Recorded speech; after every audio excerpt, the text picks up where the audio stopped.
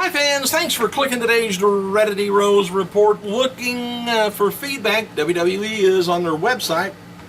They want to know potential future DVD releases. What would you like to see? And if they really look at it and go by it, I love it. Here's some of the suggestions. Best of Shotgun Saturday Night, which wasn't too bad. Best of Velocity, best of WWE Superstars, best of Saturday Morning Slam. By the way, I think Saturday Morning Slam won't be back. They kind of dropped that. Best Thanksgiving moments. Breast of... breast. Oh, well. I looked at this too quick, I guess. It's best of bra and panties match. I would suspect that would probably make it. Whether they would do it without censoring the whole thing, I don't know. Best 25 superstar entrances. The Christmas collection. All of WWE-based Christmas themes.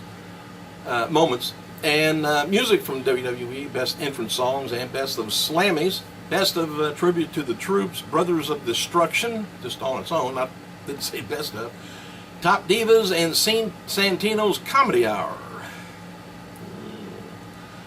Anyway, last week's survey, featured potential titles on Macho Man Randy Savage, Chris Jericho, Shawn Michaels, John Cena, Rhodes Family, Rob Van Dam, Class of '96, which like The Rock and Stone Cold. Batista, Stone Cold on his own, and Daniel Bryan, Rey Mysterio, best of WCW pay-per-view events, which that would be good. They didn't say the outcome of it, they just said that's what was going on. All right, that's what the last week's was. All right, let's see. There's been some talk about repackaging Drew McIntyre and breaking him away from three-man band, which three-man band probably wouldn't miss him. And if you broke up three-man band, we wouldn't miss them either. Luke Gallows, by the way, is heading to Japan for Pro Wrestling Noah, and his last appearance at TNA was in TNA, by the way, and a member of Aces and Eights and parties. Before he parted ways with the organization back in July, I don't think he's been doing much there, so off to get some, they pay good over there.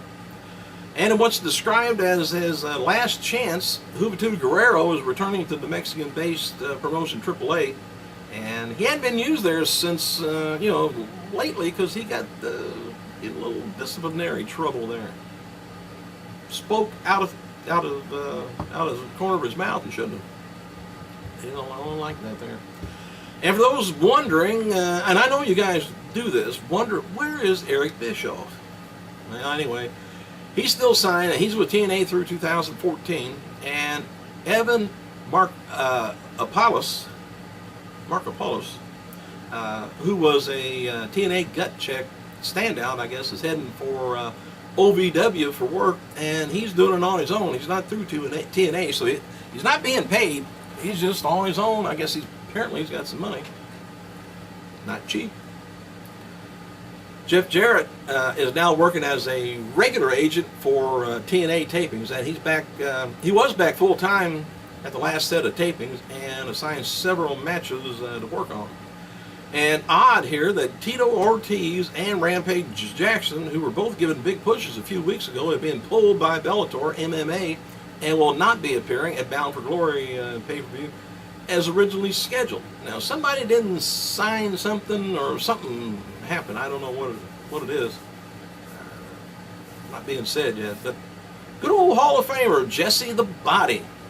He appeared on the Howard Stern show this morning and was he was promoting his book, conspiracy book of JFK Conspiracy, and he was promoting that. But anyway, during his appearance, Ventura said that he is seriously talking about running for president of the United States in 2016 and wants Howard Stern to be his vice president.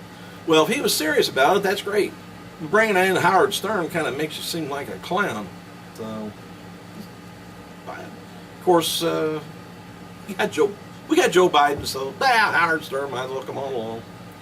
And WWE signed the daughter of former wrestler Paul Lee Vandale, as a former New England Patriot and Los Angeles Lakers cheerleader. And she tweeted about her being at the WWE Performance Center on Tuesday. She says, "So pumped to be at the Performance Center, ready to learn."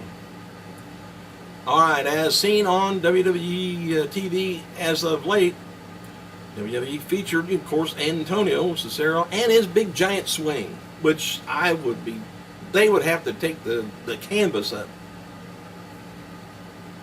They did that to me. Whew. But anyway, the idea is the giant swing is a babyface spot that, of course, the crowd likes. So they're looking to get Cesaro to turn face.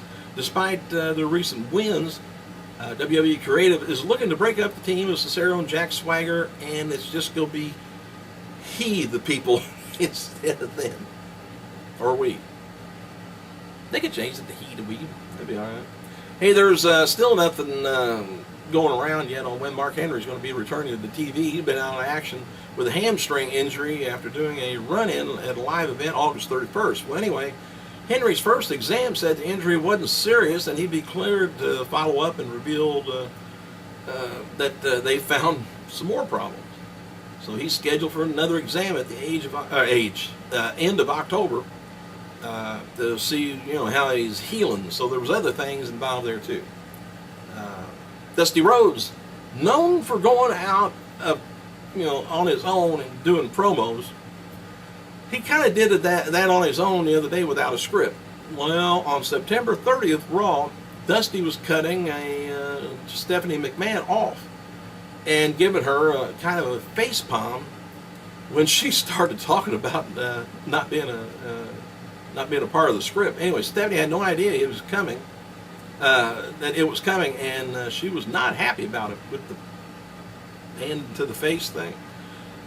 I don't know who writes that, but they must, say, hey, just do it this way, and this is what you got to do, and then he always goes off the other. And they've known that for years. Stephanie McMahon, by the way, also acknowledged her brother Shane McMahon, believe it or not, in a tweet on Tuesday. A fan asked her, what would she do if Shane returned to TV, WWE TV, and what does she think about it? She replied, depends. I don't know whether she was talking about he has to wear them now, or... But anyway, that was her answer. Depends. Dolph Ziggler was originally scheduled to get beat down by Randy Orton and then destroyed by The Shield in a 10-man match on September 23rd on Raw. Things were changed and the spot went to Rob Van Dam. Well, anyway, WWE officials put RVD through this for not signing a new contract, by the way, according to Wrestling Observer.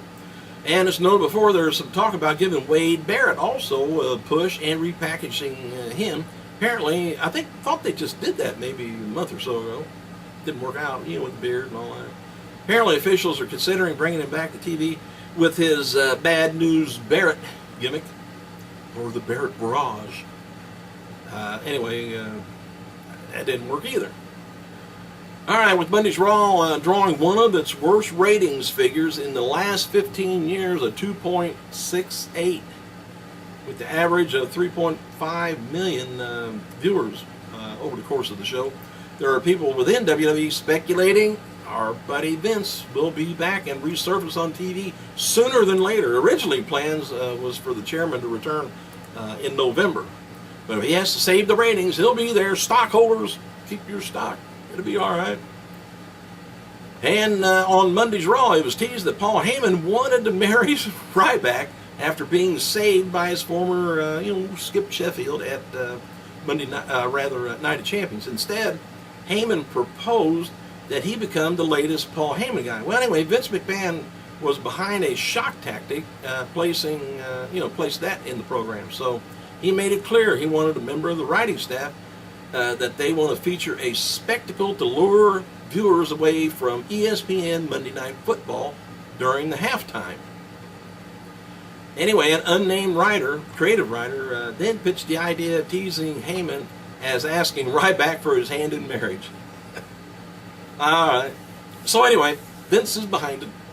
Happy birthday to three-time CMLL middle heavyweight champion and former WCW wrestler El Dandy, 51. Today would have been the birthday of two-time WWF champion Yokozuna, would have been 47. Famed Texas wrestler promoter Paul Bosch would have been 101, and two-time IWA tag team champion Waldo Von Erich would have been 80 years old. Thanks for clicking, you guys. I gotta go.